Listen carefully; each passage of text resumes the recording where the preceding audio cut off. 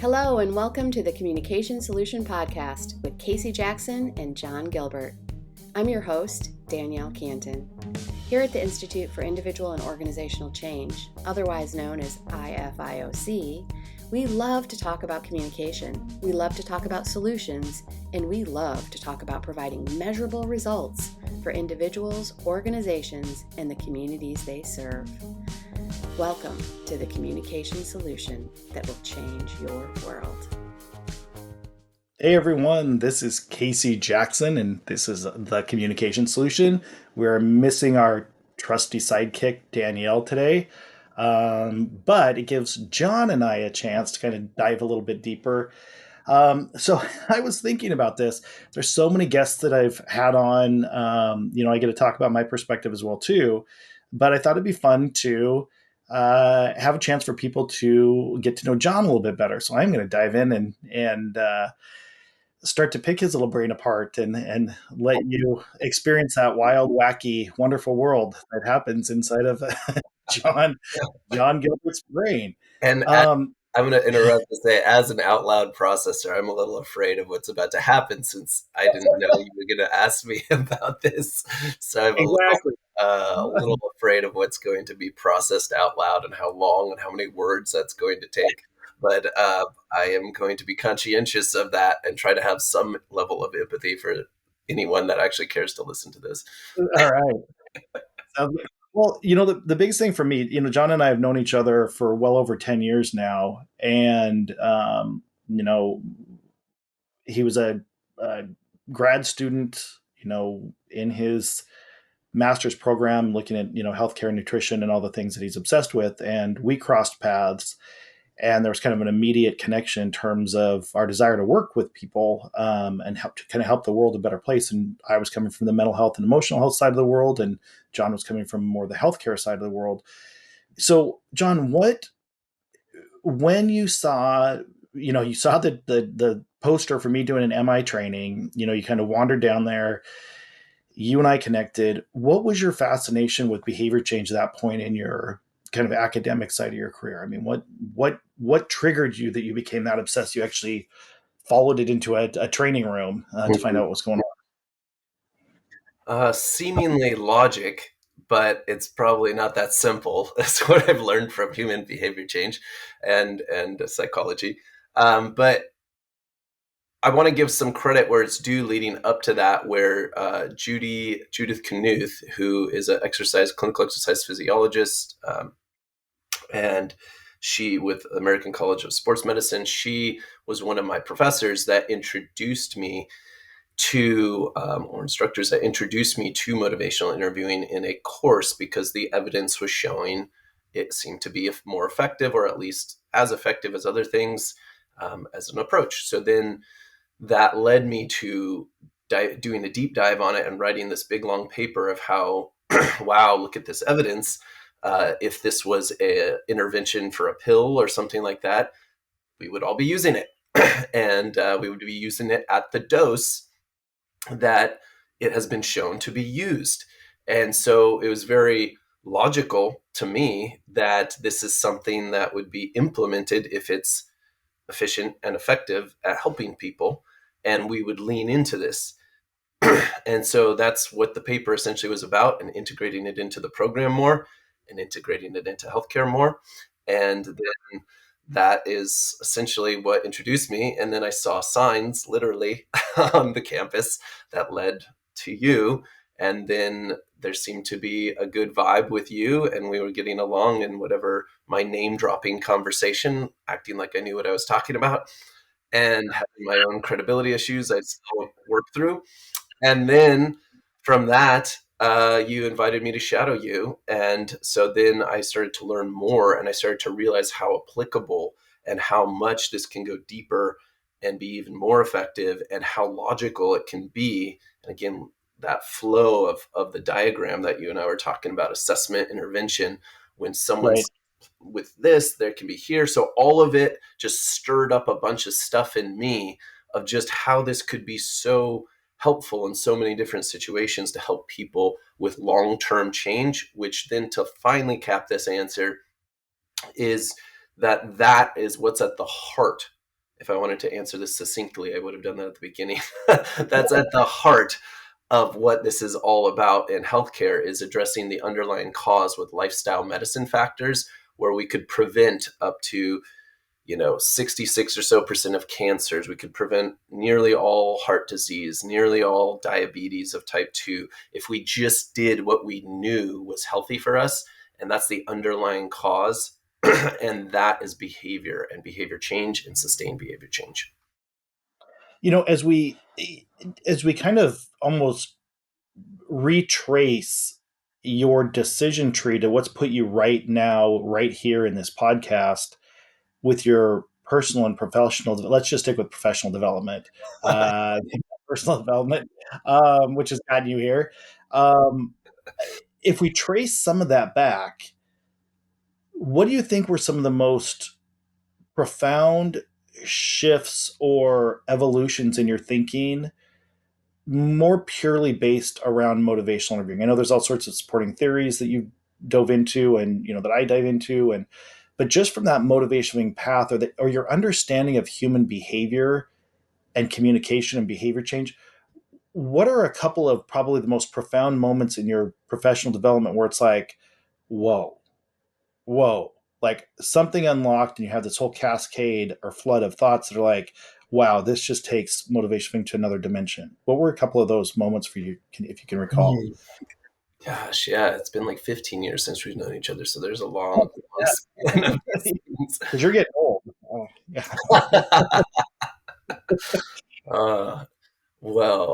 Yeah, I well, first and foremost, I know you mentioned to mostly stick to MI, but adjacent to MI is something called self-determination theory, and it's not the underlying theory for MI. MI isn't a theoretical basis, all that stuff that if you listen to this podcast, probably you've been introduced to that, but it's a separate theory on human behavior change. I was introduced to that before I was introduced to MI, and I was just like blown away by the evidence on that and how much that resonated with me, and went to a conference. They talked about it. I was ambitious and reached out to try to get an internship in New York around this. And like, it was so like blew me away how cool and how effective this could be, and how it was so honoring and respectful. And there's something about like the way of treating people that really resonated. And that's why I wanted to bring that up. It was the effectiveness and the way of treating and being with people. And I didn't realize until now, looking back, like that's a big thing that resonates with me. And motivated reasoning, confirmation bias aside, I look back on my life and I just see how treating others is important in a lot of ways. And it relates to you with your path, but mine is a different path. But I'm simply bringing all this up to say that it was a big aha for me, is how I treat people. And self-determination theory was a way of introducing that. Then SMART goals came in, and those are really interesting: specific, measurable, attainable, realistic, time-bound goals. But that wasn't really as profound. It was more about effectiveness. It was then the depth of things that like we've talked about with that social work podcast host on here about empathy and these ways of treating other people. That profoundness has continued to sink deeper in a lot of ways. And one of those ways has been values-based thinking that you brought up, looking at core values that cross cultures, using the focus mountain. That's been huge in recent, evolution. In the beginning, it was really getting into what the difference is between empathy and reflective listening, and kind of that evolution. And also the importance of, in later times, with the webinar you were attending, Effective Psychotherapy, that book. Yes. On genuineness and how that's really important. That sense of genuineness that people talk about a lot, not MIing each other and all that stuff. That seems to be really important. So I'll just keep it capped at that. But it's that foundational way of being and treating each other that then I've had personal growth on over the years, and still am trying to wrangle that with my over intellectualizing of everything, and how to bring those worlds together. I would say that series of things has been a few examples. I want to dive a little bit deeper into connecting a couple of these dots.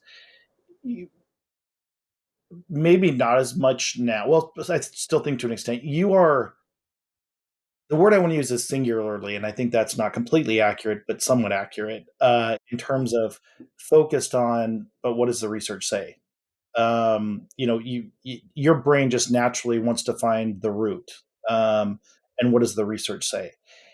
And I, one of the things that have been so impactful in our relationship, and it's helped me learn and grow with my own physical health, is when you look at the evidence around health outcomes, mental health, emotional health, physical health, when you're talking about heart disease and cancer and all these things that are actually reversible or preventable, um, depending on what stage you grab it, based on the evidence. If we followed what the evidence showed and operated in line with that, that is a mantra of yours in the healthcare world. I mean, that's what got you into lifestyle medicine, and as you were following those threads, talk more about that for people that don't know it as dimensionally as you know.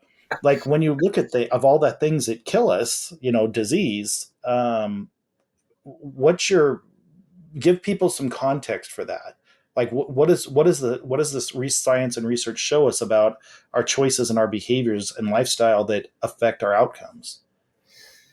Okay. Yeah, this is like a huge, huge question. So let me start with a foundation of what you taught me that I didn't include in the last answer. That is probably even more profound than anything. I can't believe it didn't come to mind at that time. And bring that into this answer as the foundation to this answer, because it's going to matter more than all the what's and hows, as you say, on the focus mountain. Sure. It's that when we were on the plane, I don't know, a few months ago or whatever, we were talking about what it means to take someone's autonomy from them. And who are you to do that? And I was just like, oof, even after all these years of training, it's like we're going to be talking about curriculum revamping and getting out of the lyrics versus, the melody and trying to balance those things as Dr. William Miller talked about in MI. It's that genuineness that we're talking about. I was talking about earlier. It's that not acting like you're above and taking someone's autonomy that I wanted to highlight as like, whoa, that's big. That's huge for how I treat you. Now I can know all this stuff, but I just want to highlight how important that is leading into all this stuff. Because just because I know some of the things I could answer here, does it really matter to you?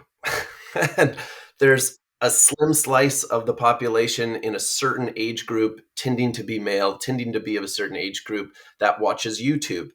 People 18 or under that watch, TikTok, and all these people that are exposed to all this information of different kinds that want to just feel good and be happier and healthier, that there's people trying to make money off of them to do that, and attention and all this stuff. And so I just am getting at, like, I'm not the person to try to take that person's autonomy from them. At a certain point, though, there's a certain level of what is our environment influencing us with our autonomy, and how much is our sovereignty being taken from us to think that we're actually finding truth when we're finding a way to give someone attention that makes money off of us, or vice versa, or all sorts of things. So I just want to highlight how important that is, to then get into, if you trust someone like you're asking me, Yeah. then I can treat you in a way that's respectful to not take your autonomy away. And then mention things like how you can reduce your risk of stroke by a massive degree, reduce your risk of heart attack by a massive degree, reverse your type 2 diabetes that we now know is the cause with liver fat that we can do in a relatively short period of time. We can do a lot for your health. And now there's even more coming out on slowing aging with things like low dose rapamycin and things that will be coming on in the next few years. So all of those things can be interesting, but I have found that the things you and I talk about here seem to be intriguing to a lot more people, unless you're super into health. And then it Yes. becomes, as you taught me, Charlie Brown teacher, wah, wah, wah, wah, wah. Yeah. So I can get more into that if you want to get into that, but I think I'm just trying to think of this podcast and anyone that wants to listen, if they want, we can dive into research on that and totally geek out. I just want to say that whole foundation to all that seems to be really important to be aware of that as someone that tries to help someone else. I'm going to go a little bit down this rabbit hole because of just the stream of thoughts that I've had around it as you were talking. What is so understandable but so painful at the same time with where at least our mainstream American culture is, I see it with the difference between wanting to help people and wanting to monetize people. And the information, like you're saying, people want to feel good. They want to be part of something that makes them feel good, even if it's literally killing them. Because the information that even my daughters talk about, who are 14, on TikTok as if it's fact, because somebody that has no education or information, but is just espousing opinions if it's fact. But then there's news stations that do that as well too. So it's like, it's not just a youth thing. There's just so much misguided because people want to hear what they want to hear, which is where you and I have talked about confirmation bias. And they only want the sources that are going to reinforce the things that make them feel good and make them feel better than, even though literally it is killing them and anesthetizing them from what's going to help them feel truly healthier and happier. And I have to get this out because then my anxiety comes up in terms of like, oh my God, are we becoming the Matrix? Which makes me nervous because are we just going to be batteries plugged into our phones that, don't think for ourselves, and our bodies and our brains are going to atrophy because we're not using our bodies and our brains to their maximum capacity. And it's like, then why are we alive? Why are we physical and human if we're not going to maximize our growth and our health and our healing that we have? And I think that's what's so fascinating with what you're talking about on the health side of it, because this was so fascinating to me about the amount of research that's been put into research, the amount of money, let me say that, the amount of money that's been put into disinformation intentionally so people are easier to control. And I think this gets into things we were talking about earlier about sovereignty and autonomy and self-determination, that motivational interviewing, it is not motivational interviewing if it is not that. So how do we engage the personhood of another human being so they can be everything that they want to be in a way that's going to advance their outcomes as they define them and as they define themselves? I mean, that's just really complex. So that whole part that you're talking about of, I know the amount of data you have in your brain. I know as Casey, if I listened and followed all the data that you have in your brain, I know I'd be healthier. And I follow maybe 40% of it, of all the things you share, which I know is better than many people. But then it's like, why don't I follow 100% of the things that I know that John knows? Like, those things fascinate me. And I think, and I'm ahead of the game for so many people because health is so important to me. And other people just want to be plugged in. It's just like, just tell me what I want to hear and make me feel good, even if it's killing me. Like, that whole string of thought as you're talking is just like, wow, that's just how do you get off that merry-go-round or that carousel? It's just like, wow, that's a rough. Oh, I love it. Yes. So this is one of the big reasons why you and I connect, is because we love this stuff. This is the stuff that if anyone's listening to this right now, they probably want to geek out on this stuff too. Because first and foremost, I got to highlight that there's a book called The Age of Misinformation that I highly suggest that is really helpful about, and there's other people I could point to because I just listened, to books all over these years of training and traveling and all this stuff. And that's one big one, The Age of Misinformation, I would throw out there, that addresses what you're talking about in a lot of ways. But what you're bringing up, Casey, is just, okay, so we're in this place of, I can know a lot or be exposed to a lot. And then there's my life. And there's what I want, which is I want Maslow's hierarchy of feeling safe, feeling good, feeling like, well, I'm getting a little bit Okay, I was getting a little bit of echo. Okay. I was feeling into Maslow's hierarchy of we all want these core things as humans. That seems to be true from a humanistic perspective of psychology. And then as you start to look at different cultures around the world, including ours, you start to see how much our environments shape us. And there's a book called Thinking Fast, Thinking Slow by Danielle Kahneman, and a modern day legend in psychology. And just to show how emotional we are versus rational, and how we'd like to believe our character would go against certain things, but how our environment shapes us. And it's not meaning to turn into resistance talk and MI and start to blame outside ourselves, but really to recognize things outside ourselves really influence our thinking, our cultural constructivism, the issues with equal opportunity or not, like in our country with race or gender or other issues, that all of this is so much bigger than just MI, but MI gives us a sort of telescope lens into treating others in certain ways that has more of an objective truth to it than anything else we know, to treat people in these ways that seems to help, that is ideally not being used to try to make money off of a bunch of people by making people more efficient and effective to just make money for the agency or whatever it is, but trying to treat people in these ways so that there can be this sense of happier and healthier that you were alluding to not turn into an AI matrix of the future of the world. Because Yeah. we could know all this stuff, and there's a whole hour-long thing I did for EWU class that we were working with, for who to trust and how to trust, why to trust, who to trust, how to trust. And it's a whole long thing that basically gets into, it's difficult. And our environment leads us to want the incredible, immediate, delightful, dopamine seeking, and then awesome hits of constant stimulation and something new all the time. But as a wonderful coach once said one time, it was something like the dentist can find that cavity behind your teeth and be like the oh crap or aha in therapy, as you would find.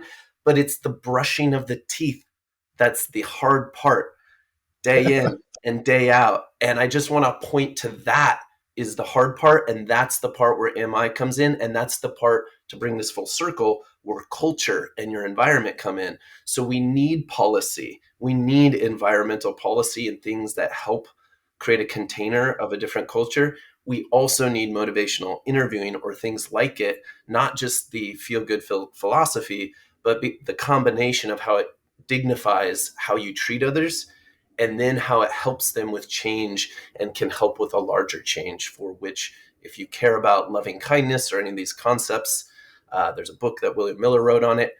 You would care about what we're talking about here for how the evolution of humanity happens.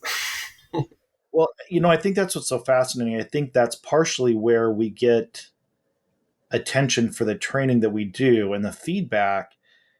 I know for myself, my evolution in even training and my obsession with motivational interviewing and the theoretical constructs that parallel motivational interviewing as a method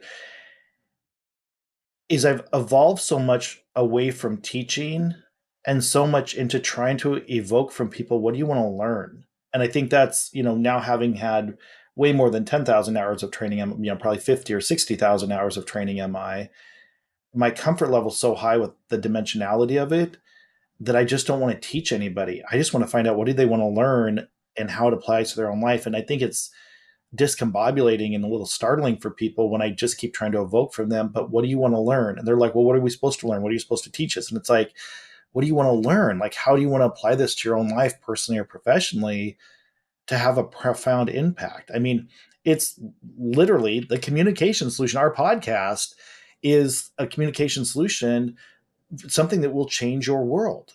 And you and I know this intimately, how much it's changed our worlds, personally and professionally. And how Thinking much from this. feedback we get anecdotally from other people, and then how the research supports that. And we could point to books that people in the MI Yeah, world and the MI professionals yeah, that say it takes 5 to 10 years, and then all of a sudden it's like this deep, profound thing. Yeah, it's not just yeah. us; it's so many people.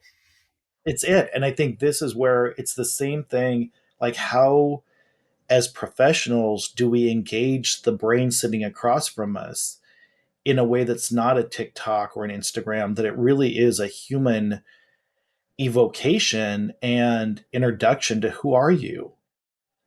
Do you know who you are? Do you know who you want to be, aside from all the things that you think you want to be because you see what other people are doing or getting from being this way, which is that whole environmental influence you're talking about.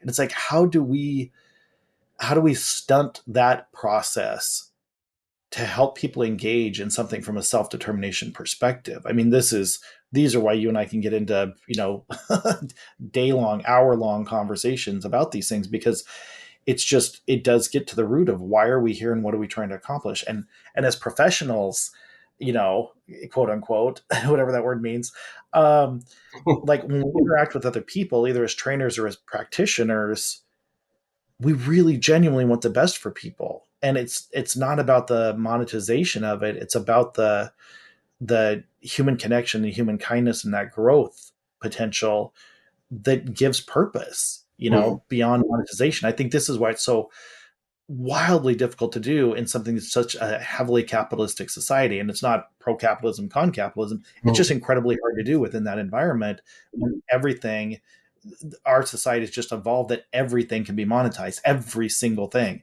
every part of your body can be monetized. Everything in your around you can be monetized. It's just like, whoa, it just can't even be back to the nostalgia of, a neighbor mowing their lawn next to another neighbor. It's just like those things. How do we monetize that even? It's just Yeah, it's so wild. sad, but it's so true. Well, yeah, I mean, what's coming to mind and flowing through for this, that there's a one of my all time favorite books.